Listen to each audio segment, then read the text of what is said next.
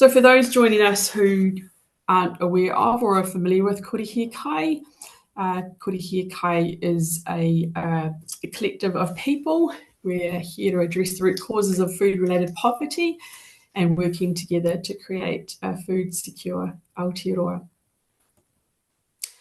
Our structure, we have kaimahi on the ground focused on strategic thinking, research, creating relationships, and coordinating and collaborating. And the Kairawa Trust are our board. They're the kaitiaki of the collective that provide our governance and our leadership. And we have recently formed a collective, so the Hiakai Zero Hunger Collective, which is a wide range of diverse people around the motu. So if it's something you've heard of or you're thinking about joining us, please do. Eleanor will pop the email address in the chat and lead you to our website where we can see a bit more about, we can read a bit more about how to join us. That would be fabulous to have everyone together. So what do kaimahi do? We do quite a lot of things. Here's a few of them. Shining light on the root causes of food poverty, developing resources for systematic change, and ensuring all our pathways support Te Tiriti o Waitangi leadership. But before we start, let's just ground ourselves. If we can just take a minute, close our eyes and leave a bit of reality behind if you feel like it. And let's imagine we're living, truly living, with the results of our combined kai strategies. Thank you for all of your mahi. Here we go. Haki roto, haki waho. You are walking out your front gate, and along the footpath to kura, the kids are on scooters. Along the way, they stop to gather berries planted on the council-approved berms. They push back the mesh and help themselves to more as they empty the compost in one of the many community-led bins scattered around the town. Two of your neighbours are there. You're pretty sure you saw them this morning when you're going for a run. That's what community-led development can do. Along the way, you cross the creek with the bridge made of recycled bottles and see Korka barefoot and harvesting kawakawa on the east side. You avoid eye contact as you forgot to return the last bottle she gave you. Not far from her, a queer in Kaumatua picking watercress. It is hard to believe that only 5 years ago it was so paru and full of plastic and algae. The dedicated green spaces to your left are a hive of activity, integrating physical activity, mental health, and places of noho puku. The guava are ripe, and finally you watch kaumata and tamariki carefully eating them and hoiking out the pips, underplanted by a living mulch of pepinos, a direct result of the urban edible planting policy, and supports opportunities to foster well-being through community connection.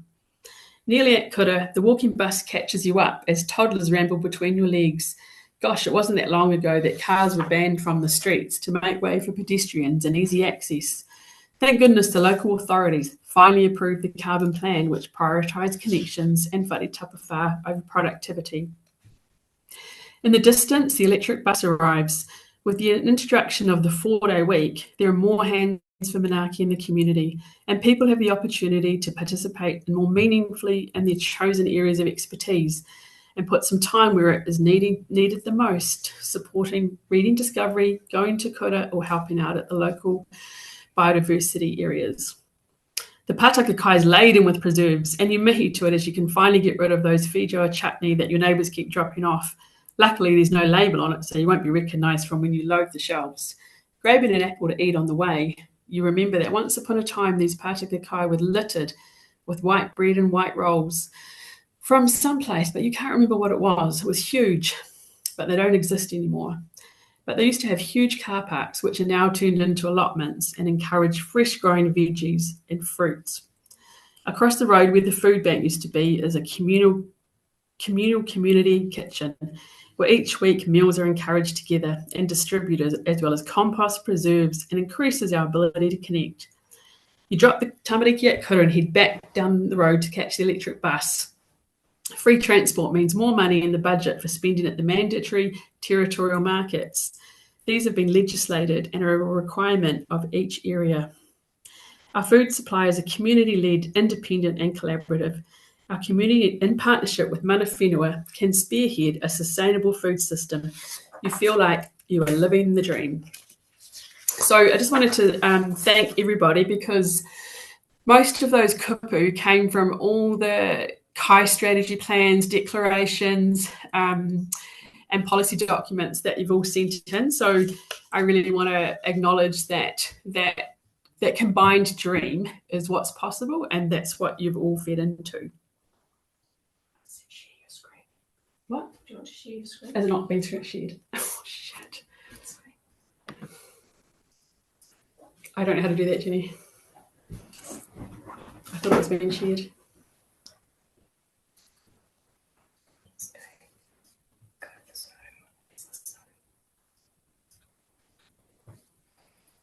Where's the Zoom? I'm finding. Yeah. And you should have a button. Yeah. And then click on your slides. Yeah. And click on This one. Yeah.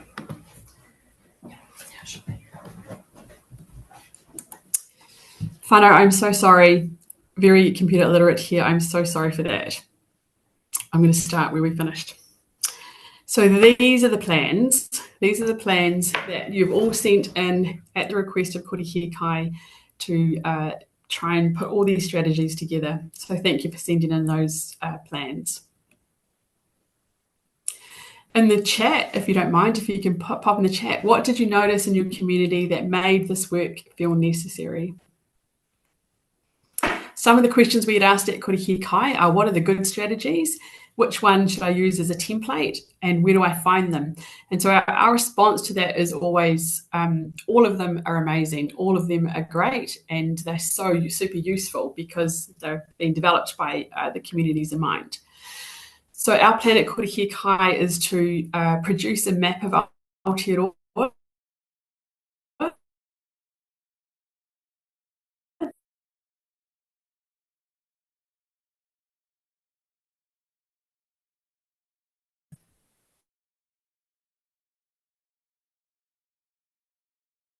in their own area. You might say, don't do it.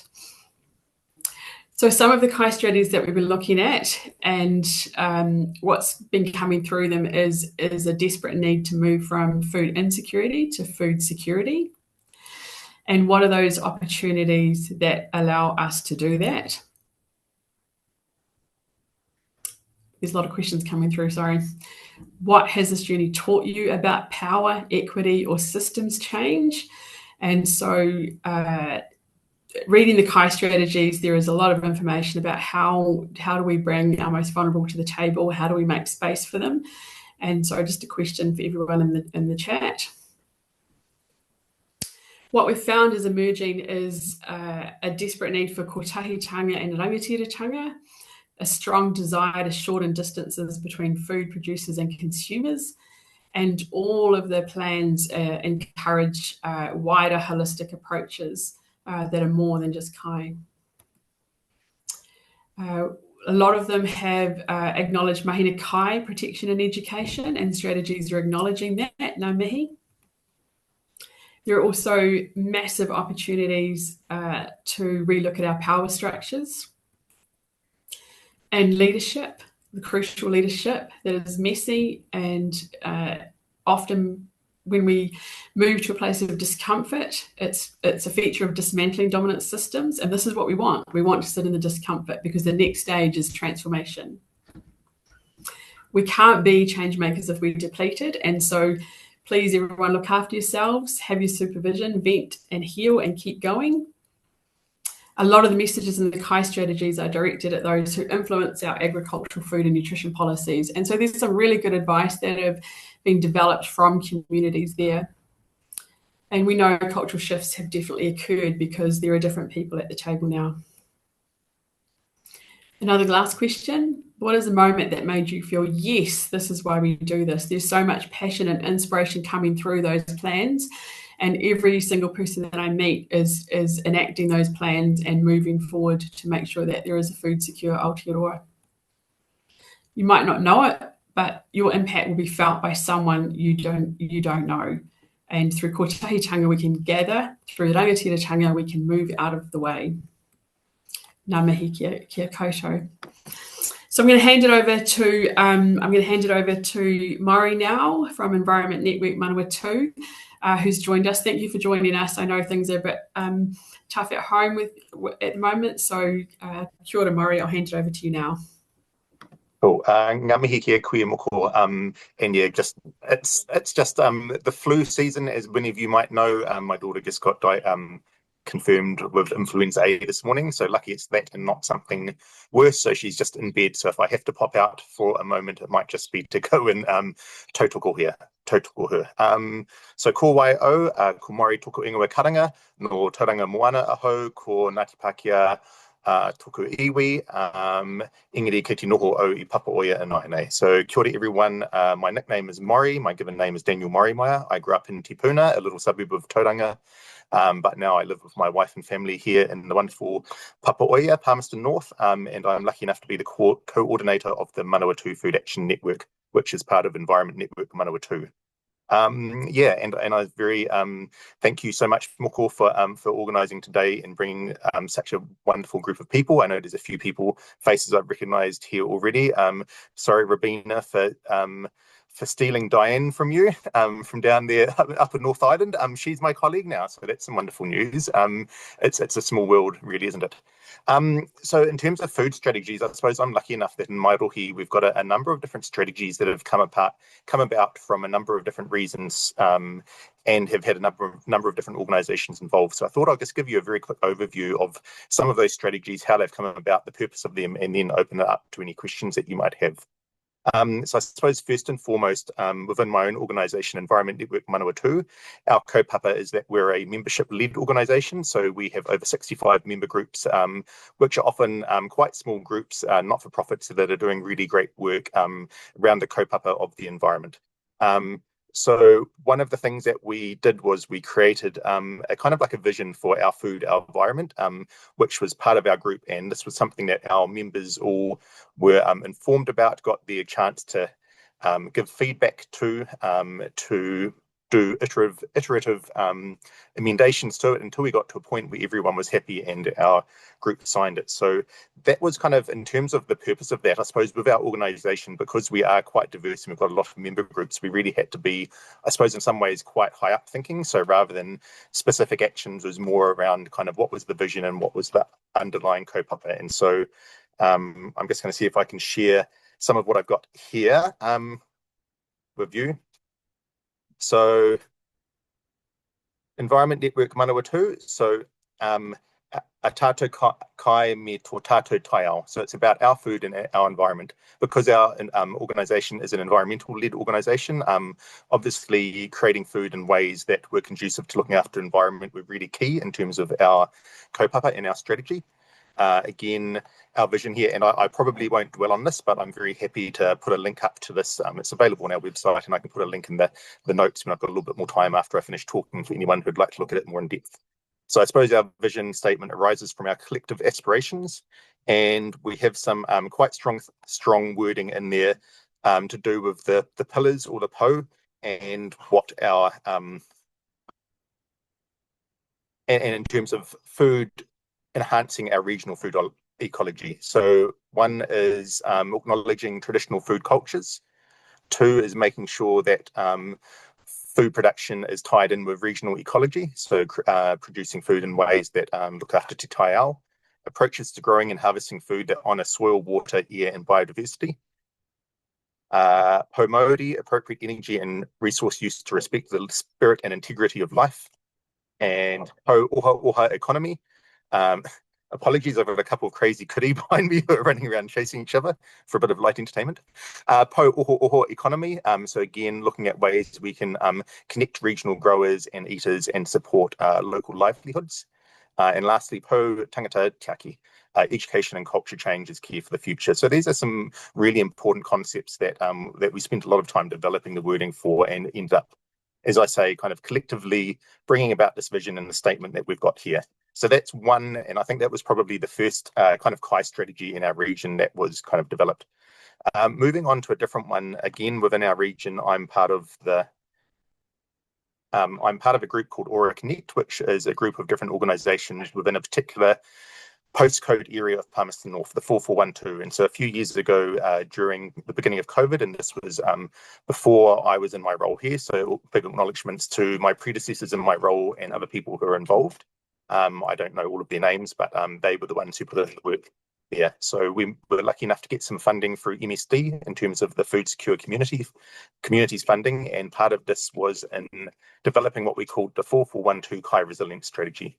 And so this strategy, even though we've got sorry, I'm going to start again. The strategy, the important part of the strategy was that we went into the community and probably spent half a year people going around into the community, talking to individuals, talking to groups, talking to communities about what their moe were, what their on the ground problems were, what their issues were, what was happening to them. So kind of this was, I suppose, real community-led development in terms of like going to the community first and really embedding this whole strategy in what they wanted, what they needed.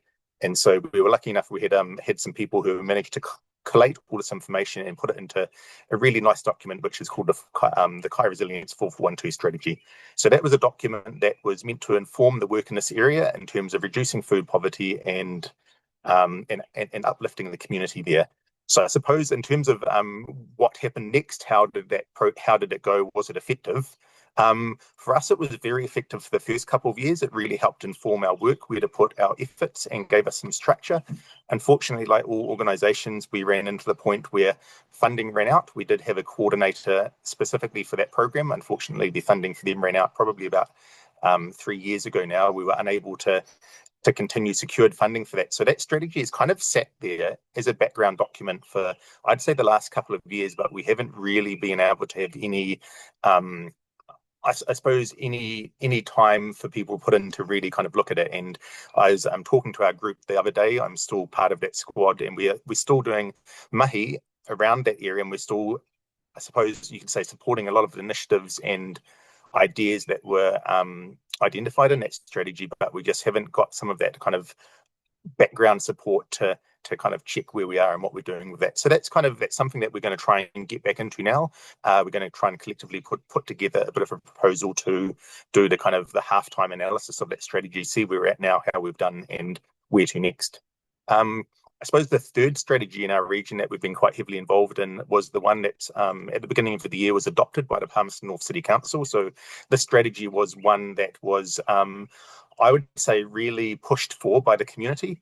But the City Council was the organisation and the group that drafted it, went through the process of getting feedback from the community, and then put it into place. Again, it took a lot of effort from both my organisation, Environment Network Manawatū, and a lot of our member groups to really push for the council to include this in their long-term plan. With our the specific way we did that was, I suppose, a little bit different, a little bit sideways. So rather than just coming up to them and saying, hey, we want you to put XXX dollars, a large amount, into developing a Kai resilience strategy and employing someone to do all this mahi, which we believe probably would have got shot down pretty quickly given the economic constraints and things. What we actually did was about 3 years ago in the annual budget, we actually just put in a little amendment to the budget line, and I think it was kind of $20,000. And we said, investigate the possibility of a Kai resilience and security strategy for the City Council. So because that was small, that was our foot in the door. The council, lucky enough for us, took that up. They approved that amendment. They put it in their budget. Like you all know, councils move probably a bit slower than what we'd like in the community sector. But they seconded someone from their planning team onto that. They did a survey of the member groups, saw whether it was something the community wanted. We were very proactive in making sure that survey got out to all of the people that we had contact with that we knew would kind of be in favour of it. They got the feedback, and as a result, they put in a budget line the next year to create a draft of that plan, which they then did. They created a draft again, got community feedback onto it.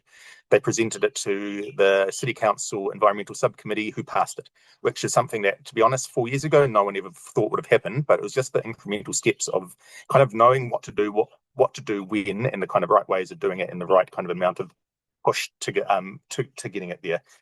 How effective that's going to be, we don't know yet. It's only been in for 1 year, but what I can say is in this kind of day and age of funding cuts and kind of like community grants going down, we managed to increase the amount of money going towards environmental initiatives from 50,000 to 80,000. They put an extra 30,000 in for food-related community activities. So we operate a what's called the Environmental Initiatives Fund, which is a contestable funding that our organisation administers, and we make sure goes to the community groups. So again, it's kind of I suppose horses for courses is perhaps a phrase that comes up in terms of when you are looking at doing a strategy for your own organisation, thinking about, I suppose really importantly is what are the goals and aims of your organisation, and kind of how your strategy can best help you meet those. And it might be different depending on your organisation, whether you're a small entity, a larger entity, an umbrella group, or even a city council.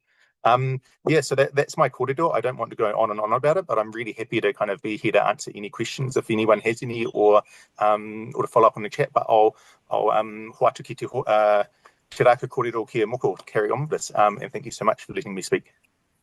Oh, kia ora, Murray. Just want to, that's a lot, and I appreciate all the work that you're doing. There's also, I think you straddle a couple of councils with E&M as well, and so that's quite a lot to manage. And can you just remind us how many organisations are under the banner of E&M? So within Environment Network Manawatū, I think we have over 65 member groups.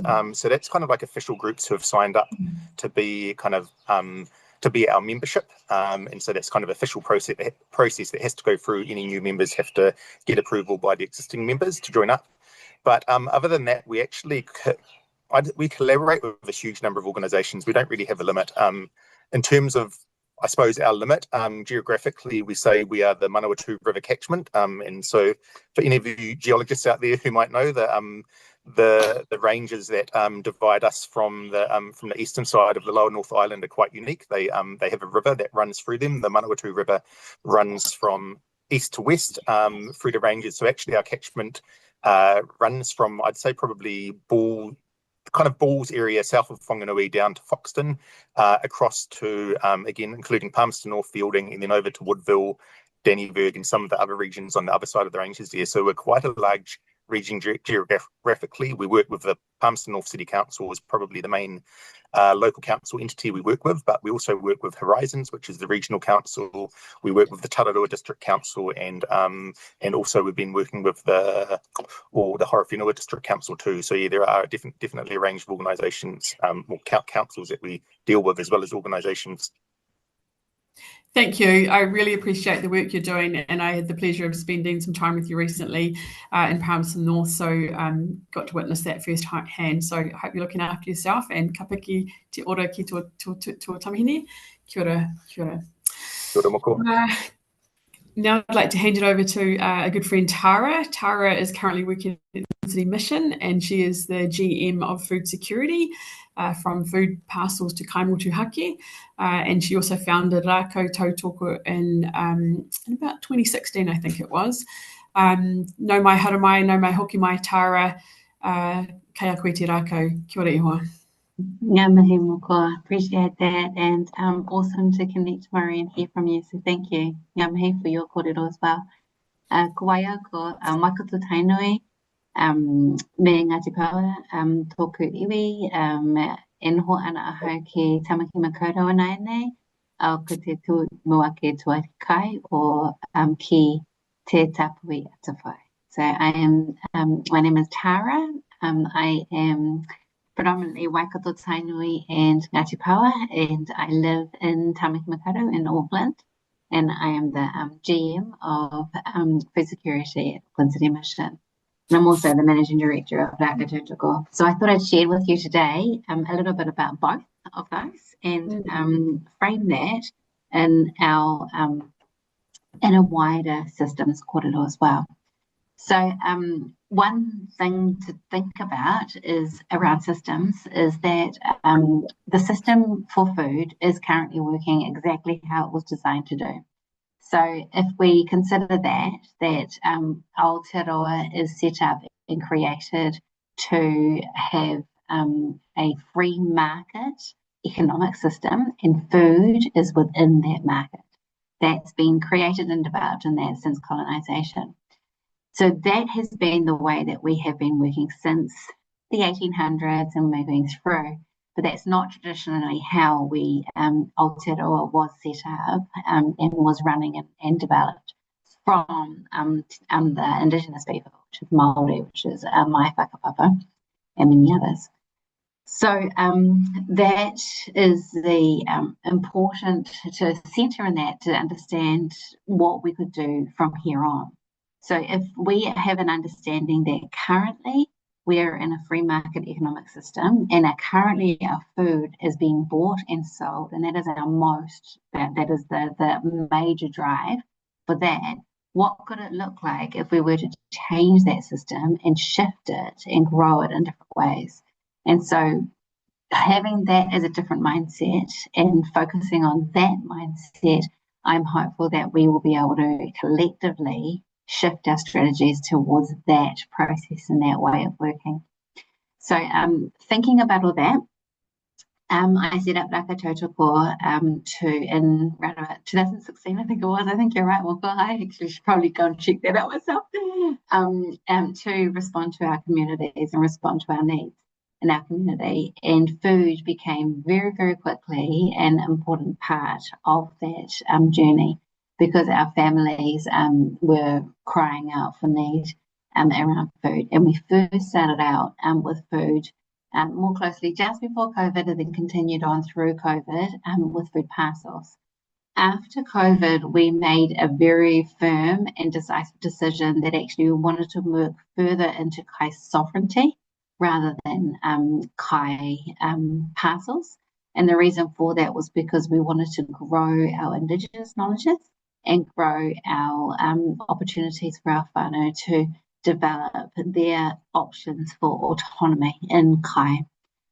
So for us, what that means is that we provide vegetable gardens and chooks and backyards, along with everything that you could possibly need for that, including a mentor.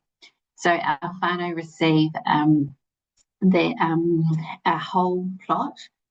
They receive a first visit of a mentor. A mentor comes in, has a kōrero with them about what they would like, how they would like it, sees the backyard or sees the area that they have, helps to support them to develop into that, and then places those things and gets all the resources in, and then helps to mentor and walk alongside them for a period of time. So that has been incredibly successful, to the point that we have a pretty big waiting list now. We also have a full returns policy. So if anybody has any problems or anything like that, or if they end up moving, then they can actually just return it to us. And we have my mum actually looks after and holds all of the chooks that we have, and that includes about 20 to 30 chooks in her backyard down in Patimahoi. So if anybody is ever in the area, please do feel free to give me a call, and we can go do a chook visit, because they're very, very well looked after, and they're actually tamed at mum's place, so that they're connected and supported to as pets before they actually go to our whānau, so that they don't mind being held, they don't mind being connected to. That means that we don't use rescue chook. So we have our chooks come in when they're very early on, and then they in their growth, and then they start to lay with our whānau for the longest length of time. So our mentors normally will stay with our whānau for around about a season. So that's about 3. We need to try and do the beginning of one season and the end, so that we can give seedlings and show them the transition of season. And we also really encourage our whānau not to weed.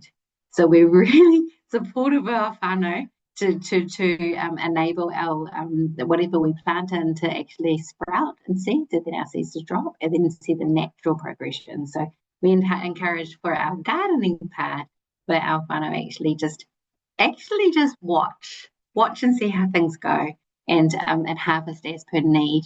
We also, our mentors also support our whānau with what happens in the kitchen. So lots of the meetings beforehand is what is the kai that you actually cook? And then let's put those vegetables into your garden as well. And also let's encourage you to try a few different things as well. So that's Tautoko. Alongside that, we also have Kai Wānanga as well. And so that's Indigenous whānau. So we sit down and we talk about what does Kai sovereignty look like for your community and how can we help to create that as well. And that's, if it's a more Pacific community, then our whānanga rely more on our Indigenous leadership. And if it's more Māori, then we rely and connect up with more mātaranga Māori knowledge as well. In Auckland City Mission, it's quite different. So Auckland City Mission, we're responding to a much larger need of support. So we distribute over 2,000 food parcels through Auckland City Mission alongside our partners as well. And I'm just going to share a little slide to show a few different things around that. So hopefully that worked. Can I get you to give me a thumbs up if that comes up properly? Is that all good? Yeah, thank you, Mon. Okay, so this here shows a little bit along the way. So we talk about our food insecurity. This is our partners that we have. Ngā Whare Wātia Marae and Papakura Marae. Between the three of us, we distribute over 2,000 food parcels. But I didn't want to talk about that today. If you're interested in talking about food distribution, I'm doing a lot of that. So feel free to get in touch and connect with that. But what I thought that we could talk about is the journey towards kai motuhake and how we actually grow this. And so if you're not aware of this, please do get back in touch with Kore Hiakai and look at the kai motuhake kōrero, but also look at all the definitions that they have on their website. So awesome. It's really cool. And that's where everyone that comes into work at food security, I'm like, what's the Kore Hiakai website? So every single step, we need to create pathways in every single one of these. And that's what our strategy at Auckland City Mission is focusing on. In food insecurity, I'm placing things like food parcels, but I'm also putting things like social supermarkets and parts of Hiakai. So things that we hand out or things that we give to those that are in need would be firmly in the food insecurity solutions. Things in the food security and more things that are still using that economic system. So things like our mission grocer, we have a mission grocer, which is a shop that people can buy. It's more affordable, it's cheaper, but it also enables us to, our whānau that are in the inner cities to be able to access food, which actually in the inner city, there's a food desert for nutritious, good, cheap, affordable food. Only place you can go to is a supermarket, and it's actually quite expensive at the supermarket. So there's different solutions that we can do in food security, and we need to keep growing those opportunities in there. Food sovereignty, we haven't quite got there, and kai motuhake, we're starting to grow. So what we're looking at for Auckland City Mission is developing a home for food. So that home for food will enable us to be able to come together and gather and create things in the middle of the city. So we're just starting that. Now to get there, we've been working on, just jumping straight over on a model that we've been using called Waikato. So we've been working with one of the writers of this model, which is Sean Aotearoa, to think and unpack what this could look like for us. So we're using the Waikato model to help us understand how we can do all of the work within those 4 different components within this mahi. So there's 2 waka on a Waikato. One side is the te ao Pākehā, so that would be the food insecurity side and possibly some of that food security stuff as well. So that would be all of the knowledges and all of the understandings that we have on the Pākehā side that helps us to support our whānau, but it is more of a handout and it's more based in the economic structure that we have at the moment within te ao Pākehā and the te ao Pākehā world. Then we have te waka te ao Māori. And in the te ao Māori waka, we have Indigenous knowledges, we have Indigenous tools, and we have Indigenous people that are leading for Māori by Māori and for Pacifica by Pacifica. And those are the different solutions that we want. Now, we want this iwi-led, we want this rohe-led, we want this micro activities that are happening in different ways. And we never, ever used to have, food insecurity was not even a concept in te ao Māori. Because if somebody was hungry, you just go and get the kai. It's all good. So how can we help to create and build this up? The key component here with Waikato is that we have a papanoha in the middle that we all as leaders need to come together and create together and so that we can support the both of them happening at the same time, because we still need our food parcels until our whānau are ready to get to kaimotuhake. And the other thing is whakataurua is temporary. So a whakataurua has temporary lashing on it until our kaimotuhake is ready to go forth and conquer. And then we can let go of our te ao Pākehā waka and move on into the world with our kaimotuhake for all. So that vision that Moko shared with us at the very beginning, that's what I want to see. I want to be able to see that in every single part of Aotearoa.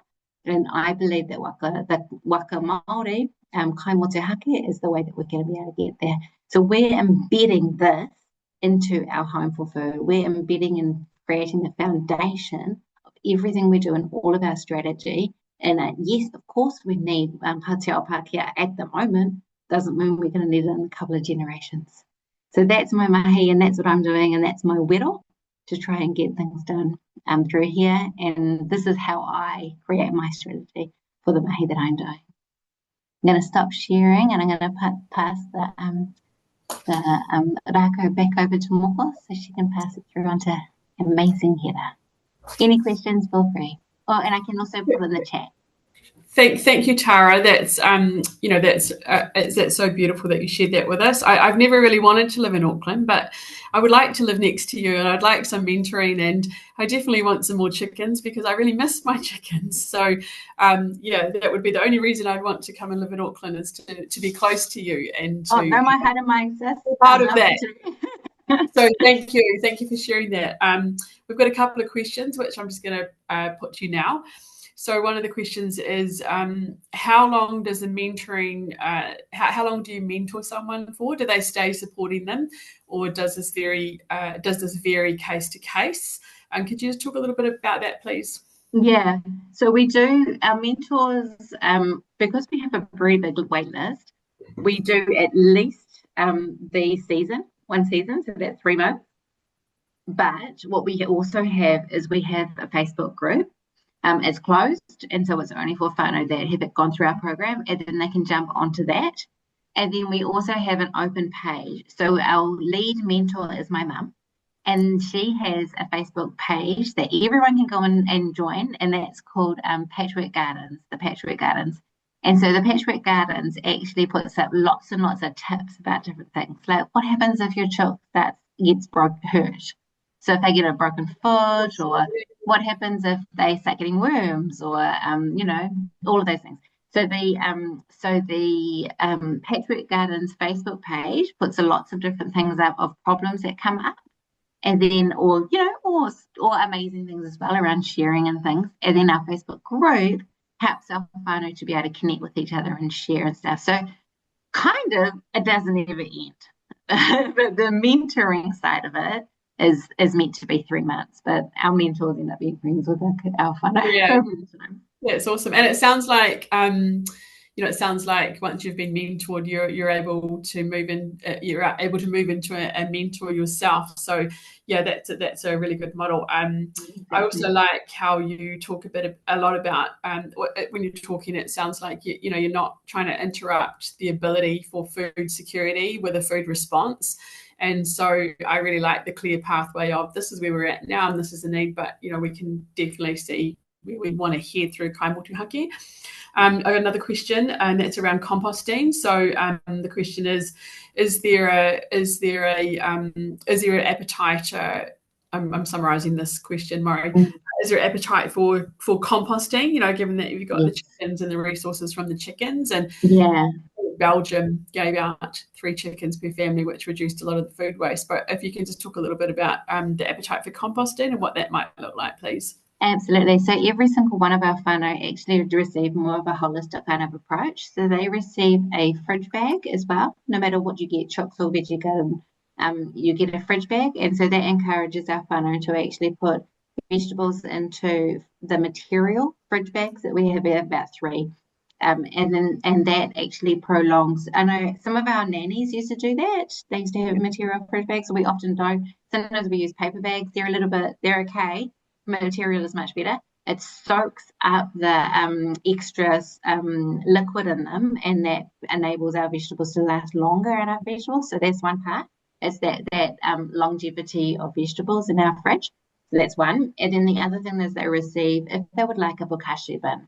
And so what we have found is that because we're still connected with our whānau, we've been doing this for a few years now, and our whānau that have been there for a long time, they were asking us, oh, do I have to pay for more soil to top up my soil? So we started teaching people to put bokashi into their veggie gardens to reinvigorate their soils. And now the soil's completely rich and amazing. So what we've found is that composting systems are actually incredibly difficult to manage and maintain, especially for one family.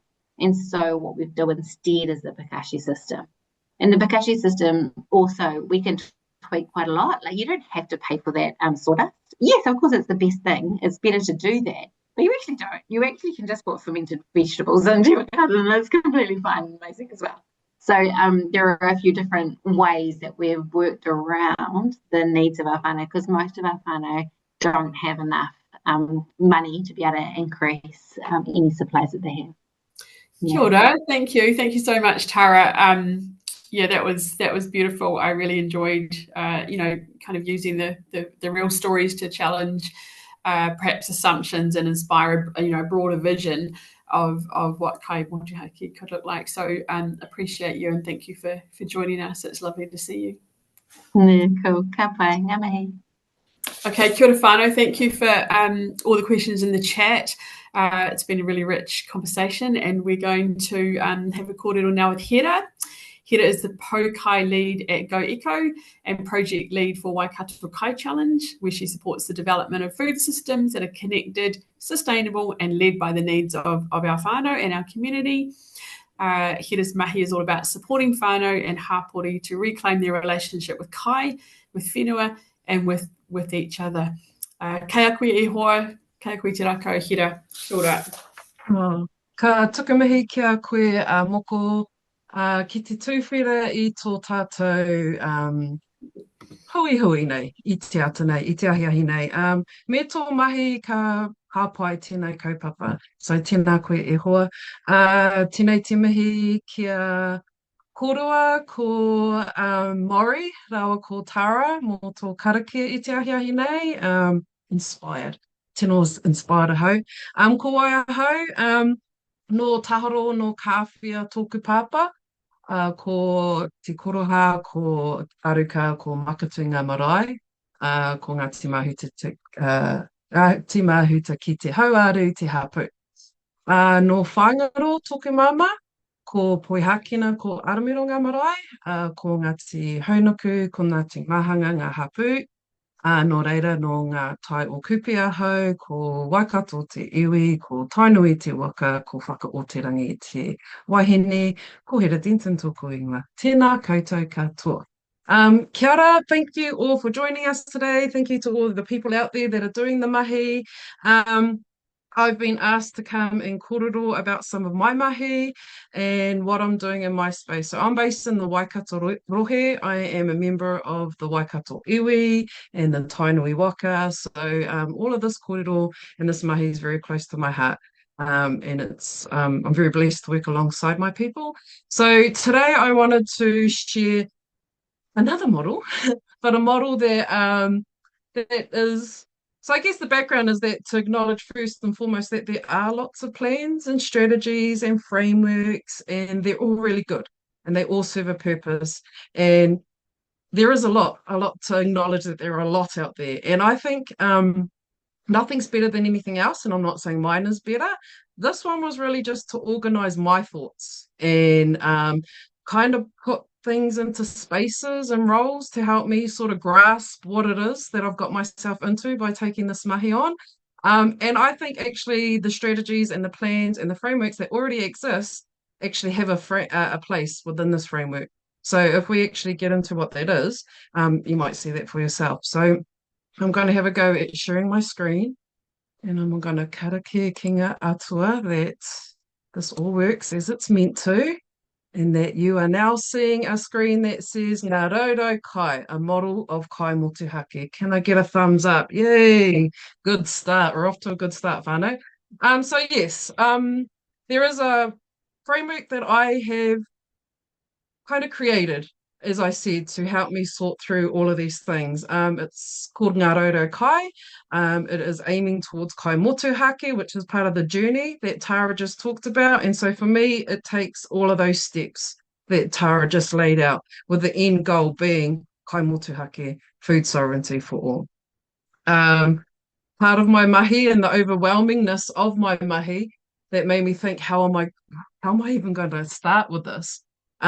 Is this is the place where I plug some of the mahi that's been done as part of the Waikato Wellbeing project. So Moko did say that I am the project manager of the Waikato Kai Challenge, which is part of the Waikato Wellbeing project. Couple of the pieces of the mahi that's been done is a report on the food insecurity in the Waikato region. So I just wanted to share that now, really for anyone else that might be in the Waikato region in this webinar or have an interest in it. There are some reports that actually have looked at what's the baseline data that we have around food insecurity. And what it identified is that we in the Waikato region have 9 to 10% of the households in our region actually experience some sort of food insecurity. And for our people that live in the Waikato, this will mean more to you than others. But that number actually reflects, if you were to take all the households of Taupo, the township of Taupo, and then you took all the that is the total amount of households within the Waikato region that face some sort of food insecurity. So that's what we're dealing with at the moment. And it's my job to take care of that. So, easy mahi. No danger. We'll just get onto that. But the other piece of mahi that we've done is the actual food shed report on the Waikato region. And that looks at what we actually produce within the Waikato region. And I've identified as it doesn't talk about mahinga kai or anything that we source otherwise or grow. It actually is about what we grow, produce commercially in the Waikato region. Now, the stats out of that is that we currently produce annually 7 million tonnes of food in the Waikato region. We only need 300,000 tonnes of kai if we were just to feed the region, the population of our region. So anyone who's better than me at maths, or don't even have to be much better than me, can see that there's an excess of over 6.5 million tonnes of kai that's produced in the Waikato region. Yet, we still have the statistic here that I flick back to, the 9 to 10%. So it's just highlighting a lot of things that I'm sure us in the room already know. It's kind of nothing new, as Tara has alluded to. It's just really putting some of those facts, figures to the narrative. And those reports are available for anyone who wants to source them online, anyone who might find them interesting or useful to you in your mahi. I've just picked out the biggest stats that really stood out for me, that really paint a picture for me of where we're at, but there's obviously much more information and more layers in that. So please feel free to access those. I should have done it earlier, put a link into the chat of where you can find those online. So faced with that, those pieces of mahi were done just as I came into this role. And so I got that information, and then I started thinking about what I needed to do in this role and what I'm actually out there for. And that's how I created, that's why I came to creating Ngā Kōrero Kai framework. And so that framework is based on the whakatauki nau te roro, nā ku te roro, ka oro ai te iwi, which might be a whakatauki that some of us are quite familiar with. It talks a lot to collaboration and us all contributing, and everyone contributing together to have an end result. But it literally means with my food basket and your food basket, the whānau will be fed. Everyone will be fed. And that's what I'm aiming for within this framework. And that's what I want the outcome of kai motuhake to be in our region and everywhere, really. So if I was to take this whakatauki and really break it down, I've decided to look at those actually roro. What do those food baskets look like? And what do we need to have these food baskets that provide whatever kai motuhake means to anyone in these spaces? And so it's about weaving together the systems, the stories, the support, the solutions, everything that gets us towards that path. And so if I was to think about what kind of roro we need in a kai motuhake system, I have identified so far 3 different roro. And so what I have got within this framework at that moment is we have the whānau roro, we have roro for hapuru, and we have roro kai for Pākehī. Pākehī is acknowledging that currently the majority of our kai is sourced from some sort of commerce. So the Pākehī dodo is about looking at what that commerce looks like and what better ways there are of doing it. But if we start actually looking at each one of those dodo, the first one is the whānau dodo. And that's about helping whānau put kai on the table. It's about ensuring every whānau has access to affordable, nourishing, culturally meaningful kai, no matter their circumstances. And we're talking about things like that. So the dodo hold the actions, the sports, and the tools that help these different areas. And when we're looking at the whānau, what sort of things there are, it's really about listening to the whānau and identifying their different circumstances and what they need. Some whānau might want wānanga. We're doing a lot of wānanga with whānau, and in those wānanga, we're both learning and teaching. We're teaching whānau things like how to grow and how to seed, but also how to budget their money properly because they are still buying food from the shop. So how do they budget that properly or how they access things? So this is really directly in the home. This is working directly with whānau, listening to them and helping them at that level. The next dodo we have in here is the hapori dodo, the community. That's about more people putting more kai on more tables. It's those initiatives that really are thinking about how do we do this? How do we be more communal? How do we all come together to create this space? And so it's about creating thriving, connected communities through kai, exactly what Moko was talking about earlier in our visions that we've all sort of contributed to. It's about community-based systems that enable kai sharing, collective action, and local resilience. And so it really is about strengthening those solutions. It's looking at our community gardens, our food hubs, our composting systems, our marae gardens, everything that we're doing sort of more on a communal level. How do we support that? How do we enable that? What does the dodo kai look like for those individual hapori?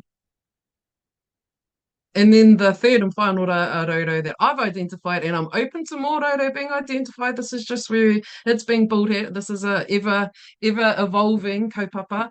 We're looking at the paki, supporting the values-based local enterprise. It's about the small scale producers, the kai entrepreneurs, those ones committed to the regenerative practices, acknowledging whakapapa to whenua, local food economies. It's the solutions that go beyond the duopoly and that move us away from that system that Tara talked about earlier. It's the other ways that we can do that. How do we support those Pākehī and how do we support the other dodo to access this dodo and what do they need? What are the individual parts that make up these dodo? And so if we're going to weave dodo, kete, we need harakeke. These dodo are going to be woven from the flax bushes that fit within our pā harakeke. So we need a pā harakeke as part of this framework as well. And for those of you that don't know, a pā harakeke is like a flax garden. It is made up of diverse, different kinds of flax that serve different purposes. There's flax that you use for the mats in the wharenui. There are flax that you use to make the food baskets. There are flaxes that are pretty in different colours. This is where we really bring together all the different people that can contribute to the dodo that we're trying to build. Whether you be a funder or a policy maker, service provider, if you're the advocates for kai motuhake and food sovereignty, if you're the educators and the people that are facilitating wānanga and passing on mātauranga, and the actual holders of mātauranga, is about the system structures, institutions, and the resources that actually uphold and nourish the dodo. So what we want to do is be able to have this really big, awesome, diverse, full pāharakeke that we harvest from. And then we go, okay, what does a whānau dodo look like for this whānau? Perhaps they have whenua, but they have no mātauranga or no idea where to start and they need some funding. So their dodo is going to be made up of a leaf from the funder's harakeke bush and some leaves from the mātauranga, and then put together we weave that.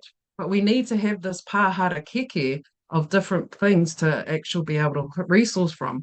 And these represent different entities, different people, different contributors to people in this space.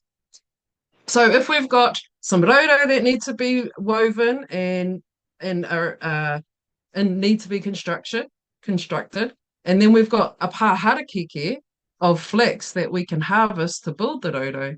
We obviously need some kairaranga. We need some weavers. We need some people that are moving between these two spaces and making the change. They're actively weaving the roro, using the rau from the pāharakeke.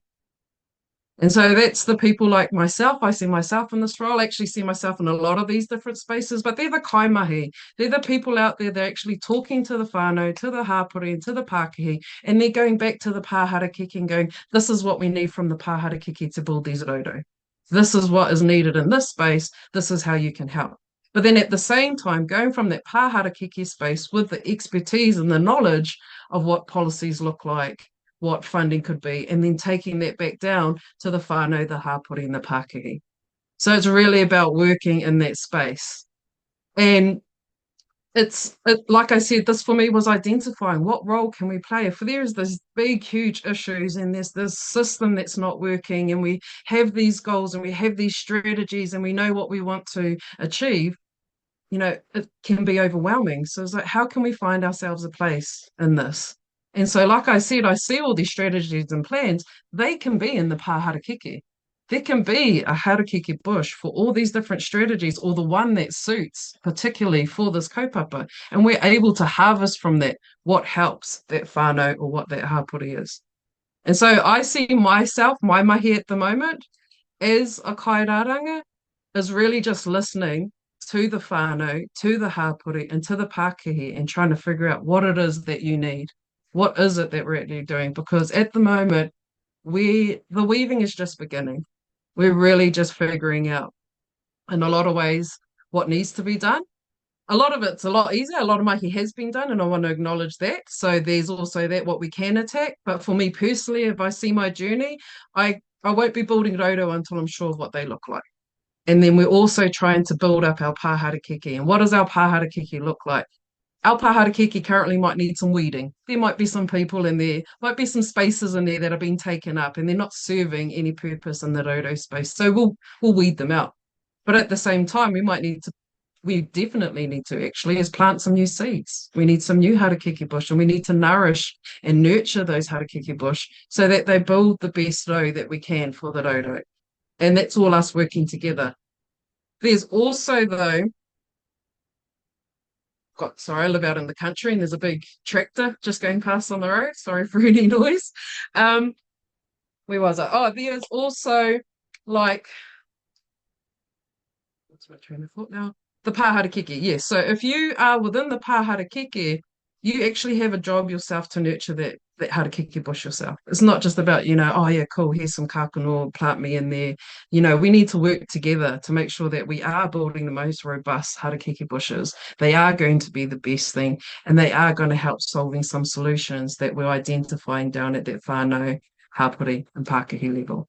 And that's what I'm hoping to achieve in this space. This I've found when I've shared it with people in the space has been a helpful tool for some. So if it is that, I hope it is useful somewhat for anyone out there. That's pretty much what I had to say. But I will, other than answering any questions that anyone has, I'm happy to do that. But I did want to leave a wero of anyone who thought that they identified themselves within the pāharakeke. Pewhia te oranga o tō harakeke.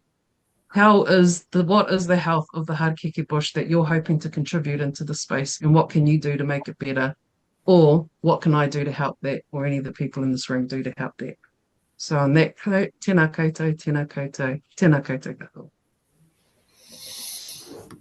Tēnā koe Hera, he piko he taniwha, he piko he taniwha. Thank you so much for sharing pāharakeke. I know that you brought it to the collective hui at Te Whenua, and the uptake was really well received, and everyone wanted more and more and more. So thank you for sharing the insights and how you develop that, but more importantly, the why. I really like how we can't have the kai conversation without the biodiversity conversation, and so that really throws it in the room in the first instance. So ngā mihi. When you asked, what raudu could be added, I can't think of any actually. But if anyone else can think of anyone, please chuck them in there. But I feel like you've got it covered. So it was nice to see, whether you're an academic, whether you're a practitioner, there's a place for you in Te Pā Harakeke. My grandmother was a weaver, and I tried to weave, but she told me that to keep away from weaving and just to make sure that there was harakeke for her to weave. So I was in a roundabout way telling me to get out of the house and just look after it. So even though I can't weave, and I can see myself as a place to nurture the harakeke. So I was a little bit worried when I was hearing weaving analogies, because I know, oh no, I'm not going to be able to fit into that. But I do fit into that through biodiversity. So thank you for providing an inclusive space. And just thank you, whānau, for being here. And thank you for your patience with me at the start. I'm so embarrassed about that, technology. But do want to say that if anyone wants to hang out further with Murray or Hera or Tara, then come along and join the collective at Kore Hiakai, because we're planning, and you can teach me some tech skills. That would be useful. But yeah, please look on the website and have a look at what the collective might look like. I just want to gently remind people that the purpose of the map that Kore Hiakai are creating is to populate the map with kai strategies, kai plans, declarations around the motu, so that we can share them and have access to them, and how we reflect on them. I know some of them have already done plans, some areas have done plans, and now they're reflecting because they feel like they've achieved it. And so what does that next iteration look like? And